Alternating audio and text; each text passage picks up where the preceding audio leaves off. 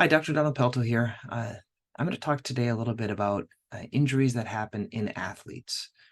In our practice, we see quite a few athletes on a daily basis, and these can be from people that do athletics on the weekends, or those that are like to walk, or those also that are elite athletes, such as marathon runners and ultra marathoners. Foot problems are one of the most common problems that can happen with athletes. It can really side rail an athlete from being active. And it can turn into a pretty quick downward spiral for these types of patients because they can't be active. They get frustrated.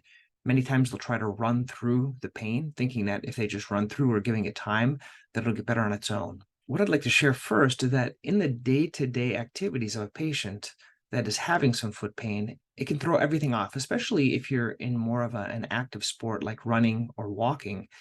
If you have pain in one foot, many times you are going to alternate the way that you walk. We call it alternating your gait.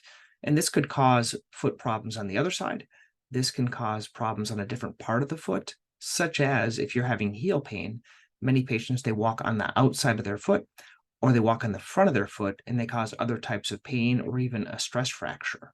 What I'd like to do is I'd like to share my most important tip for you is that if you're having foot pain, if you're having, let's say, pain to the heel, such as the plantar fascia or the back of the heel, like the Achilles tendon, or even in the front of the foot, that you might be concerned of a problem, but it's not getting better after 2 to 3 weeks, I would recommend getting it checked out. It's something easy to be done.